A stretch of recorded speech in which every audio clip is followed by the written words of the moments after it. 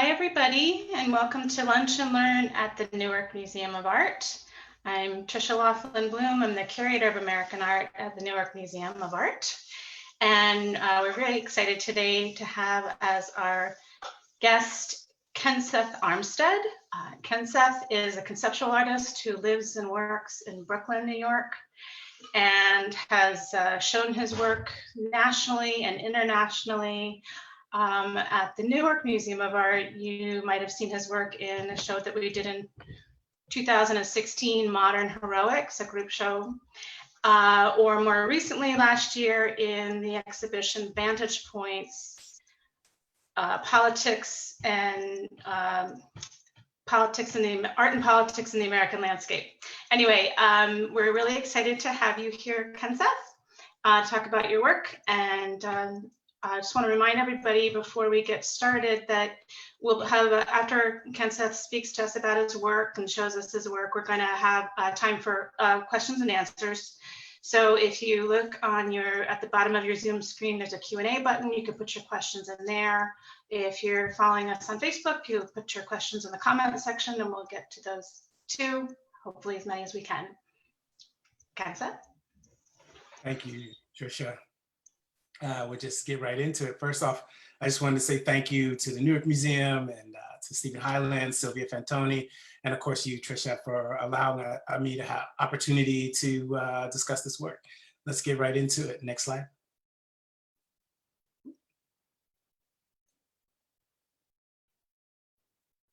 Okay. So, yes, here we are. So, this is my work, Surrender Yorktown, 1781. It's a reinterpretation of a painting that was commissioned by Louis XVI, the King of France, during the American Revolution. The original was painted by Louis van Blauenberg. My work's about 4 times the size of Blauenberg's painting. So it's a very large scale drawing. Questions that we're going to engage in this lunch and learn. Well, how did this particular work come to be? What is it that I think of as future history? And why do I think future history is important? And how has this perspective informed my work? Next slide, please. So, Surrender Yorktown, 1781. These are the questions that we're going to get to. Next slide, please. And this is Blauenberg's painting, The Surrender of Yorktown, 1781. Now, I came across it while conducting historical research on a project called Spook between 2005 and 2015. And I'll read from the project description for Spook. In the summer of 1781, James Armstead Lafayette was the sneakiest man in America. He earned this dubious distinction, providing intelligence to help end the American Revolution. Against impossible odds, James succeeded as a spy, liberating our insurgent forefathers from the British Empire. Spook was a multimedia installation project based on James's true story as a double agent for America's first director of Central Intelligence, George Washington. Next slide, please.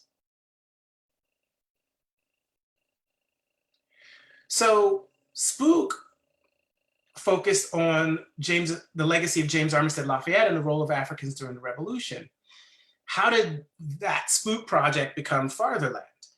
Well, in 2012, I was working on an exhibition, which would have been a show in a gallery about the Spook project, and Hurricane Sandy damaged most of the works and they needed restoration, but Surrender Yorktown was in my studio and it was not complete. It was undamaged, but I didn't really know how to complete it.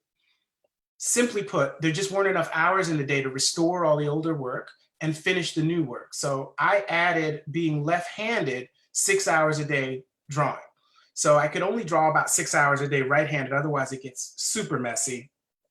And then I added 6 hours a day.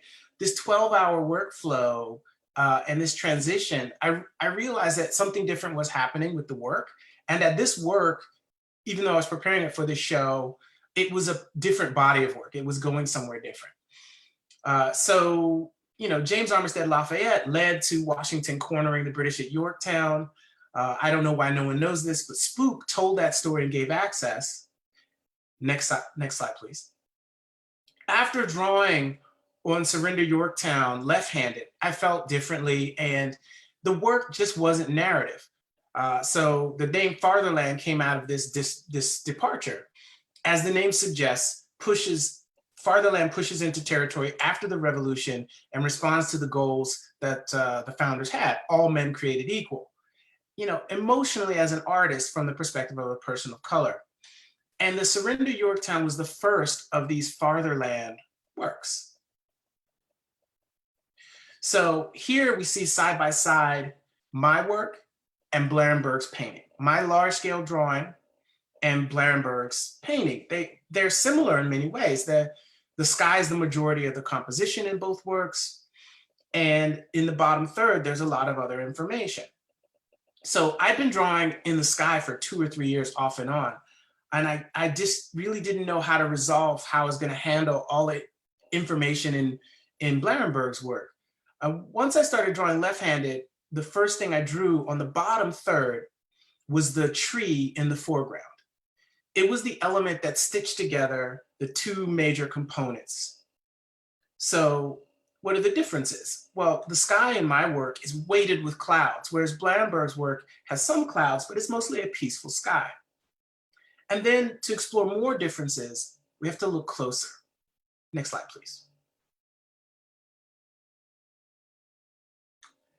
So here we see that my work removes elements from the scene.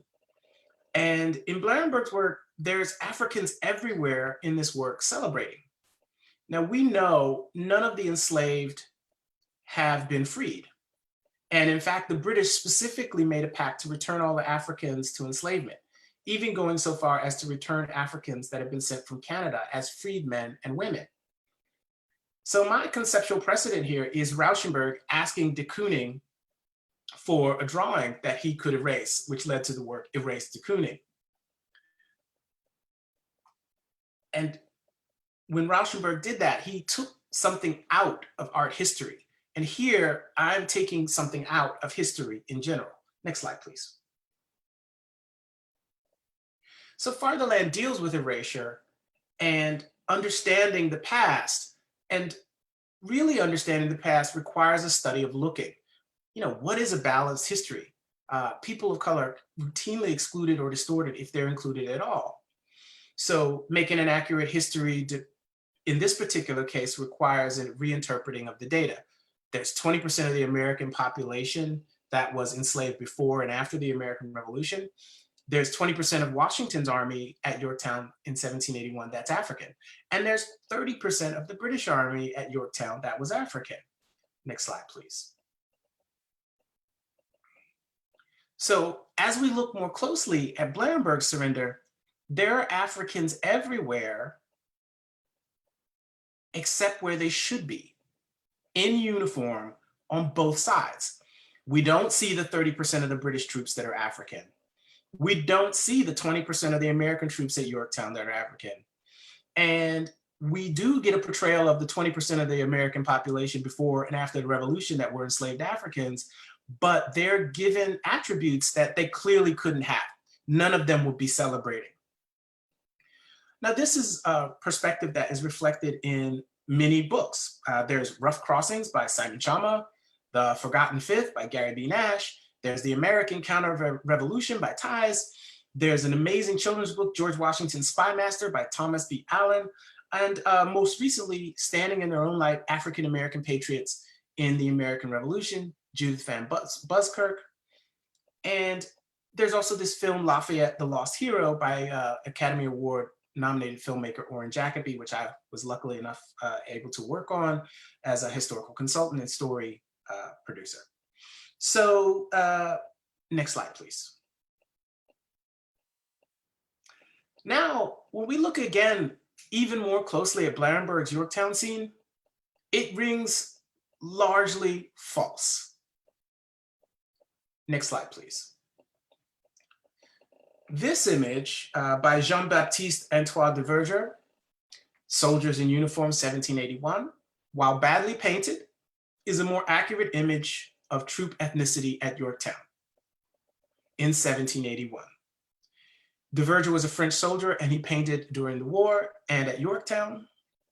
Also, according to another eyewitness, the Baron Ludwig van Closen, he was an officer under the French Admiral Rochambeau, speaking specifically of Washington's army at Yorktown, quote unquote, a quarter of them were Negroes, merry, confident, and sturdy, unquote.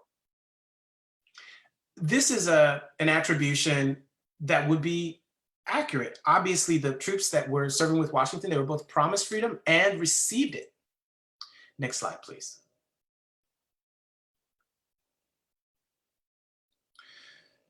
So history is making.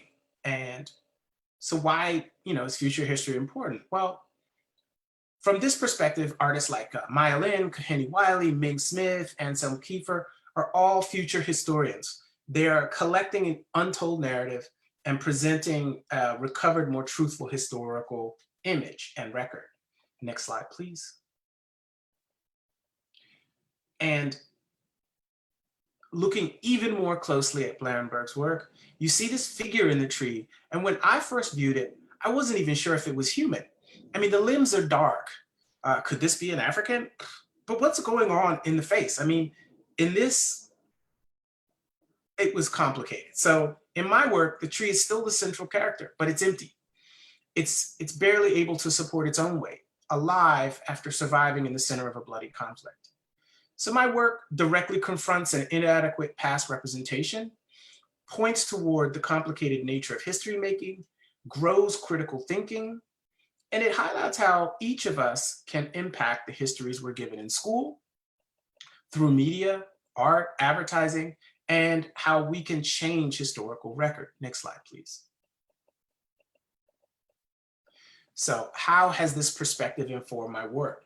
To answer that question, I'll need to show some works that directly follow Surrender Yorktown 1781. Next slide, please. So this is Heresy Hearsay. It's a work that was commissioned by the Ilana State Historic Site. I was asked to create a work for Groundswell. It's a festival to include contemporary artists engaging the grounds of Frederick Church's homes. He's a Hudson River School painter. He created the largest and first earthwork in America at 250 acres. Church sought to make, quote unquote, nature more natural, unquote, so that he could paint it. I created a harmony with this unnatural, natural beauty. Next slide, please. And here, looking closely at the detail, I also created a disharmony with the unnatural, natural beauty. This 5-pointed star, tarred and feathered, does that. Next slide, please.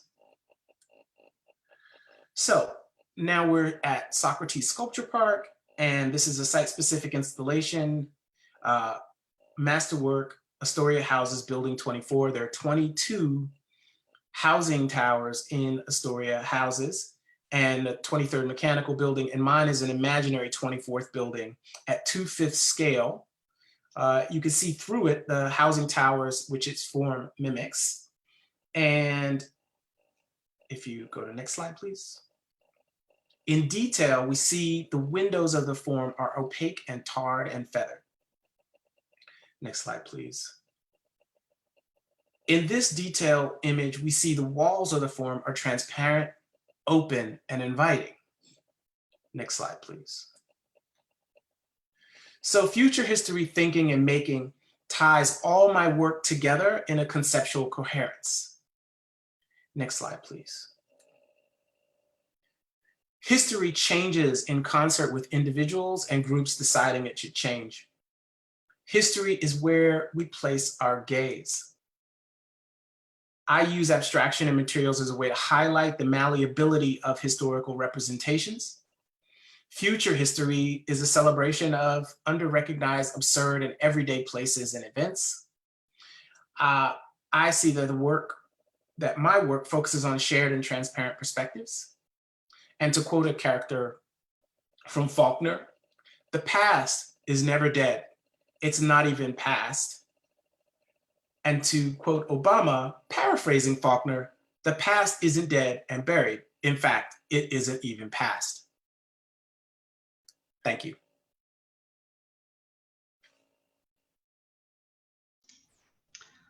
Thank you, Kenseth. That was so great. I love the way you bring things full circle. And I just wanted to point out that Surrender Yorktown, that really wonderful drawing, is in the collection of the Newark Museum of Art. So we will bring it out again as soon as we can, since it's a work on paper. We have to rotate it. Let's see, I think that checking to see we're looking for some questions from our friends here who are collaborating with us at the moment. I'm waiting for questions. So I have a question for you, Kenseth. What are you working on? I know this is an open-ended question, but what are you working on now? Is the Fartherland series still in process? Essentially, yes, but I think I'm at the end of Fartherland. And I'm making a public artwork now, which will be at 116th and Adam Clayton Boulevard. And what I saw at the moment when I started to make it was that it was in line with the Fartherland works. And it is and it kind of isn't. And I think I'm starting a new series of work, which may be titled, I'm loosely working on a title, which is something where it's like a Sankofa Black celebration. So this work is going to be called Boulevard of African Monarchs. And it is a celebration, but it sort of circumvents this idea of the founders and relates to the community in Harlem, which is on 116th Street. There's all of these African businesses, and there's a marketplace, and so this is a kind of celebration of that. And that you know, it's an older relationship that we have that so like the founders kind of don't come into it. So I think that. For me, this idea of Sankofa, that you can, in the Adinkra symbols, this Sankofa means, you know, you can return and take it.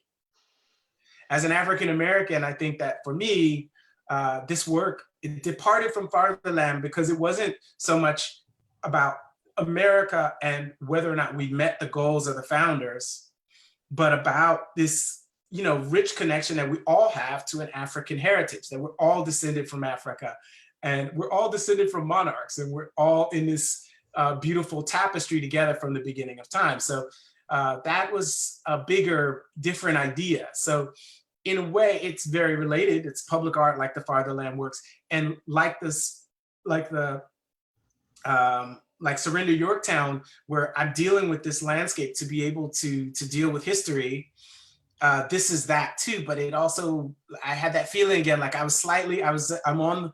You know, I'm taking off and I'm going in a different direction.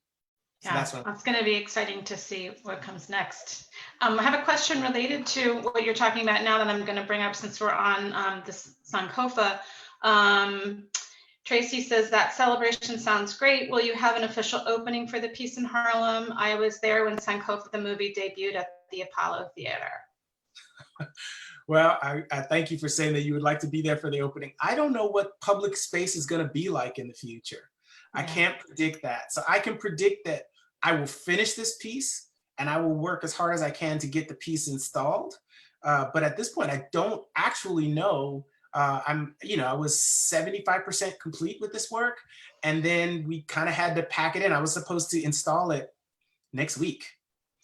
And in March, we had to shut it down. And so I don't know, I know that it's more likely that by September, I'll be able to get it in, but I can't, in good conscience, ask people to gather together to see it. But I can say that seeing it individually, if we're able to move about freely in September, will be an amazing experience. And I hope that people will be able to share the experience via virtual resources like this, Instagram, Facebook, whatever you can, to be able, like in many cases, the conversation, I did a piece in Union Square, and the homeless people, the groundskeepers at Union Square, and also the Municipal Art Society had this ongoing conversation about this work. And, you know, like 600,000 people were able to engage in this work, which is why I've been so interested in being able to do work in the public space.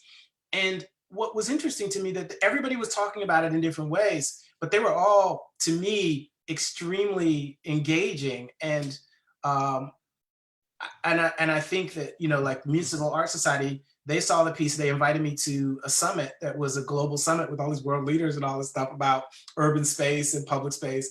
But the homeless people in the park, they did an even better service. They were out there talking to people every day about the African president. They made up a docent program. The cleaning staff. Yeah. I want to jump in and say that we have a lot of questions now, but I just want to follow up by saying one of the things I love about your work is the conversations that it starts, and the Astoria houses, the fact that there was that bringing the local community in and dignifying those houses with representation in an art park. One question I think is a good, straightforward question. Why are feathers used in the Astoria houses building piece? And also, what kind of feathers? Aha. So that's a natural curiosity. Again, your work, the materiality of it brings up a lot of questions, but why don't you start with the feathers? I only use pointer feathers from ducks. They're waterproof, and these are the directional feathers that would be the end of wings. So they're not just to give flight, but they're to give direction. They happen to be longer and stronger. These feathers, they were outside, the ones at Astoria houses, they were outside for a year. They didn't look any different. I mean, duck feathers are waterproof, they're weatherproof, they're amazing. So there are 3,500 families in Astoria houses, and that's more than one person in the family. So I put about somewhere over 5,000 feathers into this work. And it was the first time where I needed something that would give a one-to-one with the materiality of something living or something lived. So I had done the tar and feather piece, and when I'd done that in Olana, I realized that there was a pathos there. There was a lived experience there with the feather. And that's what led me to use it to sort of count out the people. But then also, I wanted them to be able to molt. Like, I wanted the thing to be alive. So I feathered it, and I designed it so some of the feathers would sort of flow down. And what I discovered was, and this was really interesting to me, that like, I could never find any feathers when I went there. And feathers fly in the wind, and 3 blocks away leading into the park, I expected to find, because there's thousands of feathers, never found them. And what people were doing was taking the feathers and putting them back in and making different arrangements of them. There were, the piece is 20 feet high. It's like 40 feet by 20 feet by 20 feet, but there were some windows that are at height, and people were making their own design. And so in this way, using the feathers and bringing up this natural living thing also allowed people to have a living connection to the work. And now all of my works, whether or not like the piece in Union Square, no feathers came out because it just wasn't designed to do that. But the living component of it, like, I never asked anybody to make a docent program. I never asked anybody, but like the fact that every day there was someone there in the park, if I wasn't there, and even when I was there were people there telling their own stories about this work. It was, it's, to me, that's, I feel like all my works have to be adopted. And if I don't make a piece that's adopted, and that adoption happened and started at Astoria houses. And the last thing I would say on that is that people who worked on the piece with me, who lived in Astoria houses, these young teenagers, they were interning with Socrates, and they were helping artists to make work. And they were like, well, why would you do this about our house? And I'm like, well, what is it that makes something beautiful? Like, why would someone do a portrait of someone? And they're like, yeah, but why our house? I'm like, why not? And then they would be like, but what do you want us to say about it? And I'm like, well, what would you say about your own house? And this Socratic engagement is something that continues in all the work. If it doesn't have that adoption where there's a question and it has to be answered, then I don't think that it's a successful work. And I hope that Boulevard of African Monarchs, when it's in, people start to question its being. Now, I would just add that I think that adoption for us came, there's the official act of acquiring a work and saying we're going to take care of this forever, but it's really when we put it in the gallery with a reproduction of Blarenberg's painting and started to talk to people about that opportunity to question history and think differently about what's fact and what's fiction in landscape painting, for one. I got another really good question here. Were you tempted at any point to add a historically corrected version of an African-American soldier in that time period? And what do you think high school students should understand about this period that you've focused on in your work? Those are 2 big questions. I don't know if I can answer both adequately, but I would say that if you want to know more about the African experience during the American Revolution, I wrote a book about it. And I worked on the feature film with the Academy Award-winning director, which is awesome. And there's a website that I have called spook1781.com. You can go there, and that whole project is representational. And you can see James, and he was never in uniform, he was a spy, but you can literally see, I do all the representations of what a British army looked like in the Revolution with 30% blackness, and what the Washington Army looks like with 20% blackness. And so what was interesting to me is that once I had done all that and I got to Yorktown at the end of the war and we're about to leave that, then I had feelings. I had emotions about like how I felt about, like, how did that guy feel? Like he was getting freedom, but like all those people who were outside, how did, it's so complex. So then Yorktown, Surrender Yorktown is an emotional response just to that feeling. And what you would feel at that moment was bleak. And what do I want high school students to know? I mean, I think if they go to my website and they go to my personal website for my work is KensethArmstead.com, but then I had to have a whole separate website for Spook 1781. There's a screenplay, there's outtakes from the comic book that I made for the thing. And so in 2005, there was no one doing any work to collect all these resources. There may have been books about pieces of it, and it took until maybe last year when Van Buskirk made her book specifically about the African experience. And that's in 2019. So for a decade, I was it. And so I would send people to Spook 1781 and be like, you know, you can get a full sense of what this experience was, and then be pointed to, because all my historical research is, it's all online, it's all free. And at 2005, there were no PhD candidates working on this that I knew of. And by 2010, there were like a number of books in the works, and every museum I went to look for resources, every one of them, they had all of a sudden, you know, mugs of James Armstead Lafayette as a founding father. And NPR did a story, it was like, you know, Google helps artists create new founding father. And so then I knew that if you're out there now, when I was in elementary school and high school, I didn't have these resources, but you know, I maintain that website because if anybody searches on this topic, they find it and it will direct them to even more story and all these things. I also want to add, there's probably too much that we could fit into one lunch and learn, but if you Google also Smart History, Kenseth Armstead, the Museum of the New York Museum produced with Smart History and with Kenseth a short, like 7-minute film, and they're kind of expert at pulling a lot of, you know, supporting information together. So that's another resource. I have a timely question here. To reclaim and take it, are you thinking about the disproportionate impact of the pandemic on Blacks and other persons of color, and how to help empower African Americans through related artistic expression? Well, my whole work is about empowering African Americans, and about my whole work is about empowering Africans and the legacy of enslaved Africans and celebrating Africans, whether or not they are, you know, historic figures. I don't care if you're a historic figure. I care about uplifting African people and the legacy of enslaved people. But right now, you know, when you have, you know, Ahmaud out there jogging and being killed in the streets, and you have 3 times the number of African Americans and brown people dying from this coronavirus, I think, you know, it's really important and incumbent upon artists to support and engage in a conversation beyond, I mean, like at 7 p.m., everybody's clanging their pots and pans to thank first responders. But, you know, we should be thanking sanitation workers because they are actually the ones keeping us alive. Yeah. If the sanitation workers didn't show up, believe me, there's no doctor that could save you.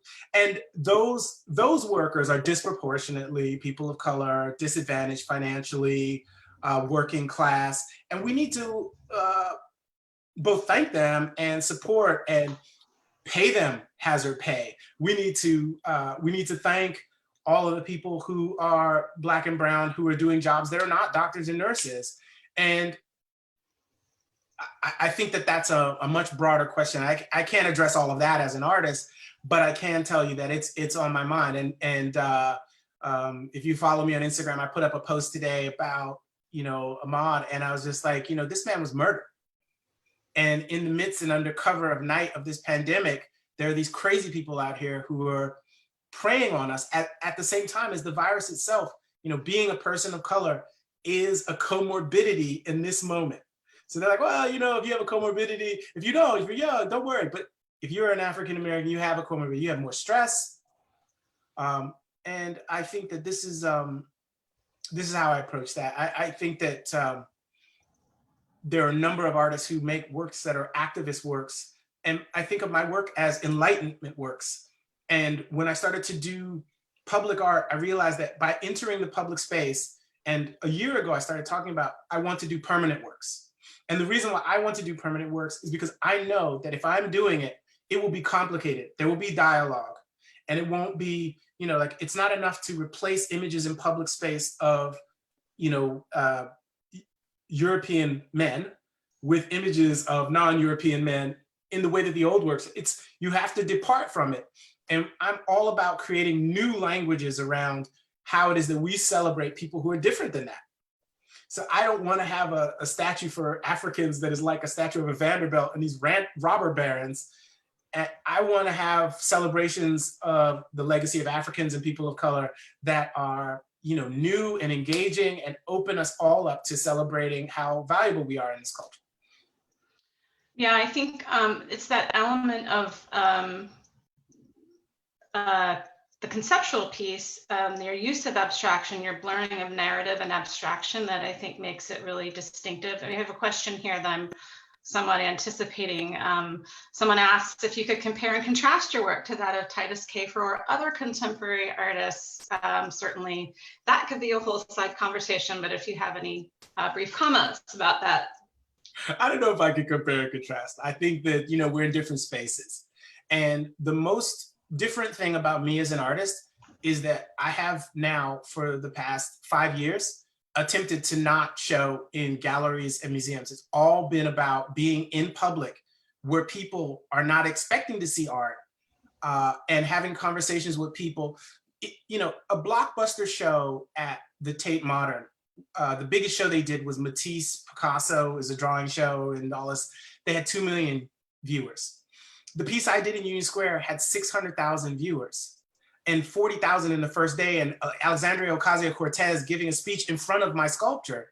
And the thing I realized is that if you self-segregate by being in galleries and museums only, you will get connoisseurs, but it's not that useful for the preacher to preach to the choir.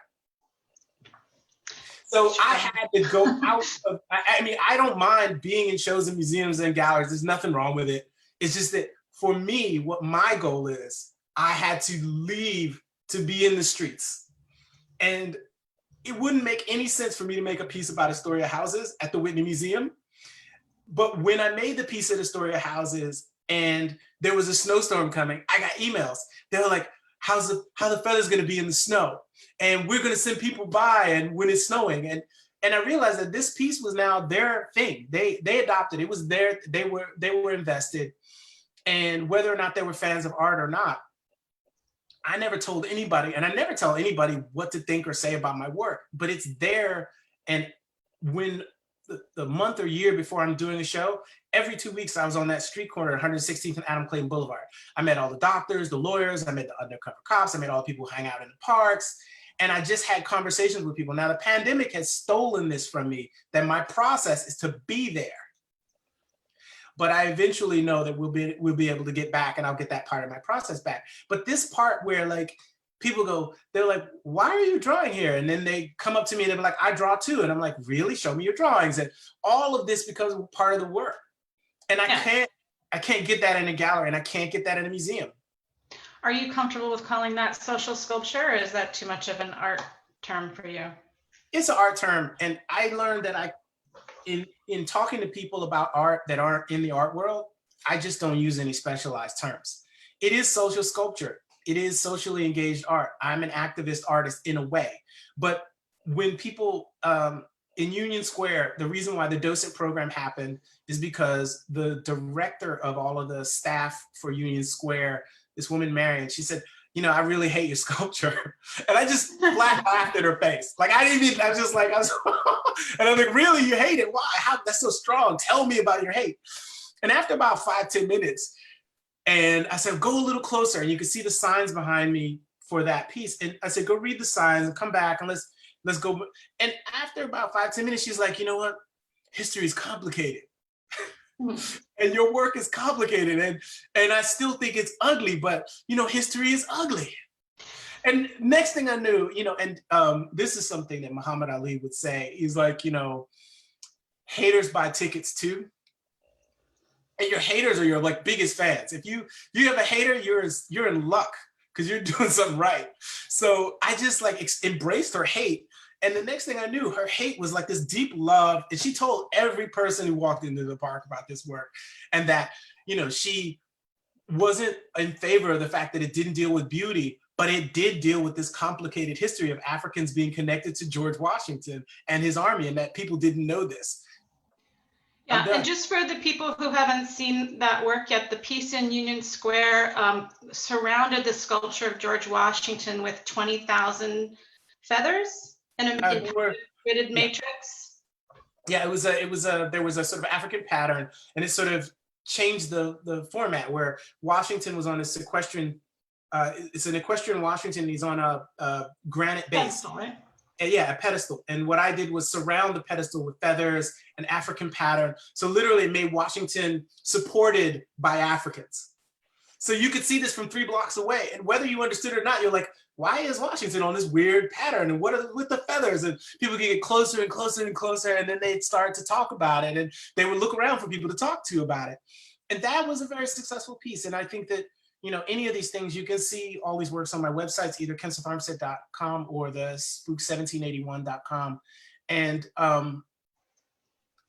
that engagement, you know, and the conversation that happens around that engagement, whether or not it enters art history, what it does is 600,000 people, which is a significant amount of people in the United States. There's only 300 million people here. 600,000 people have a new history and are looking at the American Revolution with Africans as an active, respected participant.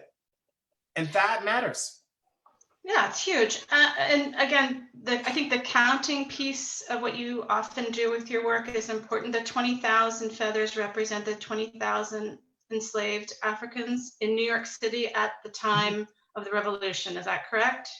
Well, I did a piece which was Slaves of New York. It's called Masterwork, Slaves of New York, 1781, where I had 20,000 feathers, 1 feather for each enslaved person, plus a bit extra for all of the freedmen, et cetera, in New York. And, you know, if some significant portion of those enslaved Africans had actually been in Washington's army in New York City, he would not have had to retreat.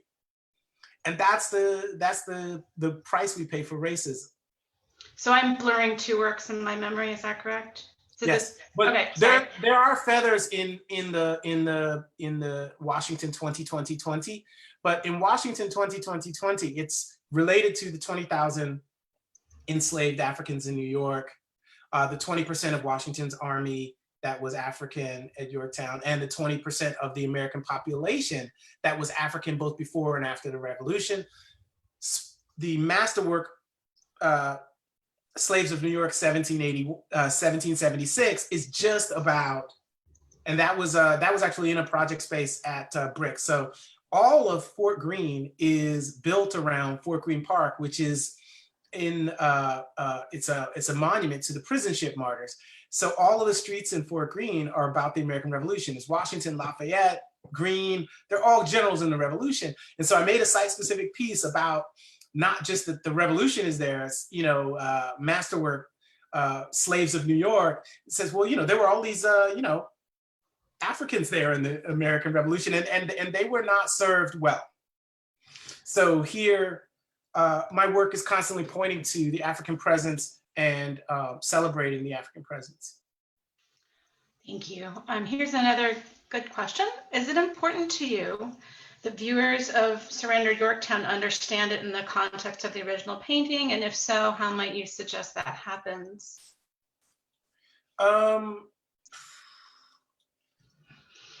The thing is, there's a history of painting and history paintings. And if you look at any history painting about a date or an event, most famously, Jacques-Louis David made these paintings of his commission to make paintings of Napoleon's coronation. And if you look at these works, they're all phonies.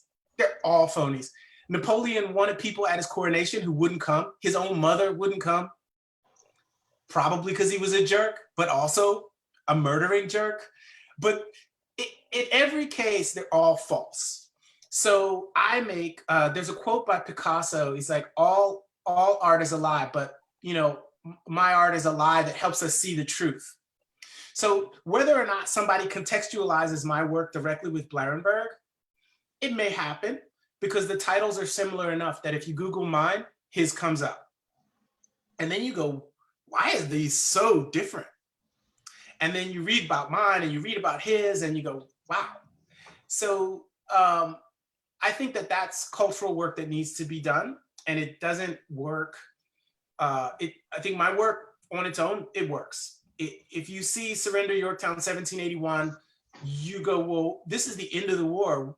Where's the celebration of freedom?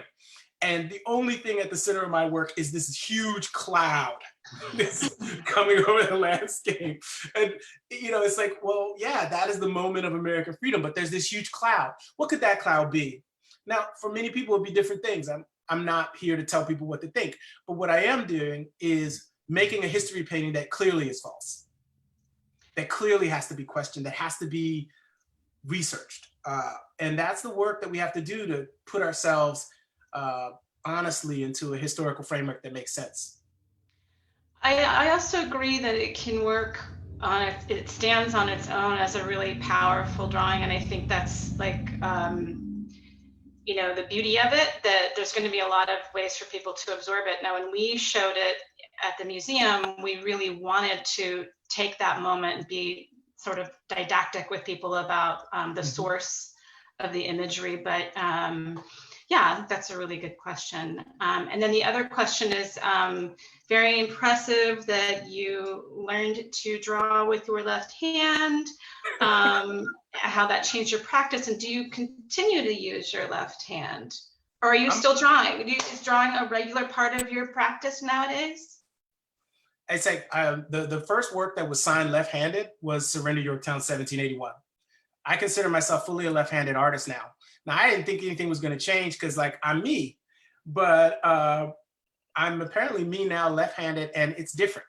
It's really different. Like every work that I make now for creative exploration of work is left-handed. So if I'm making something and I think it's going to lead to a final product that will be art, I'm left-handed. If I'm exploring sketches, I'm left-handed. If I'm just doing a detailed drawing of, where I want, the engineers, like I did an engineer's report for Boulevard of African Monarchs, and it had to be reviewed independently by an engineer because it's 2 tons and you got to make sure it doesn't go down into some, those drawings could be right-handed, but they're often left-handed too. But I basically never stopped drawing left-handed. I write left-handed now, and all the artwork is signed left-handed, and any legal documents and stuff like that, that's all right-handed. It's all a separate process. But I don't know if it changed. I don't know so much that it changed my process. I just had some different, like once I started drawing left-handed, I had some different ideas. I'm not a person who thinks that there's left brain, right brain. I mean, your brain is a big electrical wet soup of connections, but there was some new connections that got made when I started making left-handed decisions. And I think it started with that freaking tree. Like right-handed, I was still trying to process some representational thing. And left-handed, I was just like, this is the tree is it. All this other stuff that he put in, like this sort of weird form. I don't know anything about that. I don't even. And so left-handed, I was just really slowed down in the beginning, and I couldn't draw without some kind of intervention somehow. And I had to tie my right hand behind my back for some time so that I wouldn't ghost. So like for a while, at first I was drawing, and so then I tied my right hand back, and then now it's like whatever hand is closest to whatever thing, I'll pick it up and write it. And that started with Surrender Yorktown. That's great. It's such a pivotal piece in so many ways, right? Another question that came in, I think, is an interesting one. Somebody wants to know if you got your start as an artist or a historian, and that I'm sure comes from the depth of the seriousness of your research. I mean, so somebody should have given you like an honorary PhD for all the work you've done on James Armstead Lafayette and everything surrounding that story. But your origin story. No, my origin story.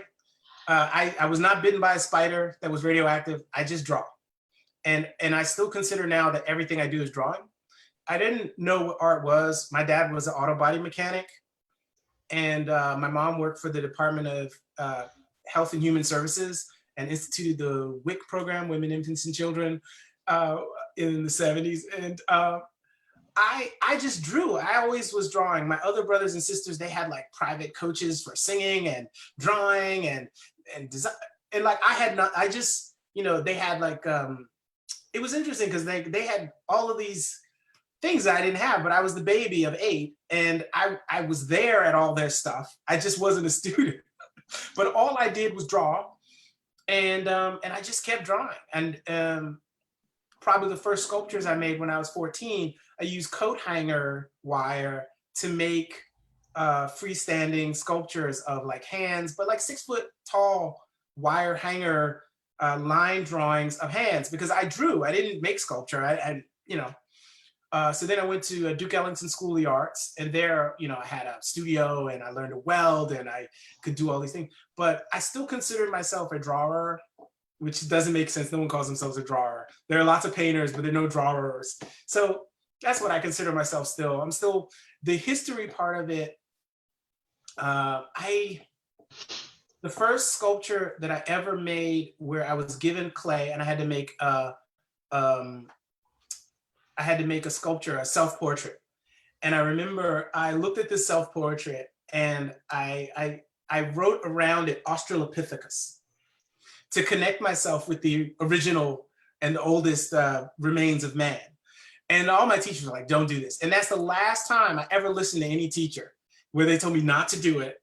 But it didn't matter because like, I love reading. I love history. I just am a super nerd. And anybody who knows me, they know I read like 12 newspapers a day, which is, I wake up, open a browser with 12 newspapers from left to right.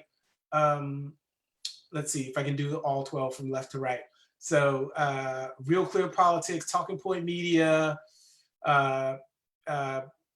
NBC News, Politico, New York Times, CNN, The Independent, The Guardian, Fox News, Drudge Report. And so I look at all of the news left to right.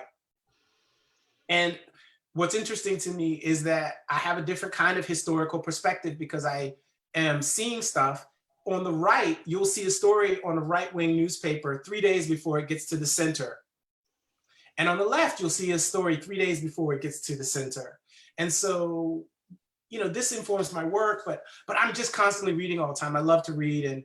And so once you're in that space, you know, you can do whatever you want, but I don't consider myself, it's being an insult to historians to say I'm a historian, but I'm in the flow. Yeah. And you bring it all together in an amazing way. Kenseth, we are running out of time. We have more questions. I think there's been a really wonderful response to your work.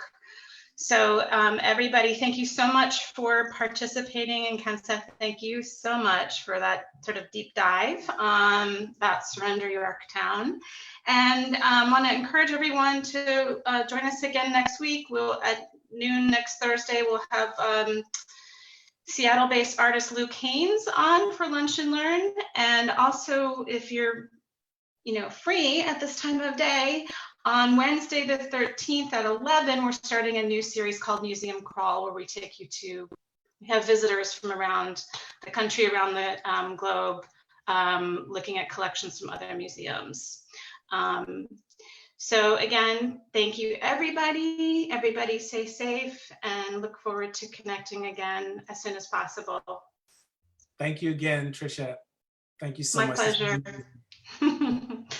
Bye, everybody. Bye.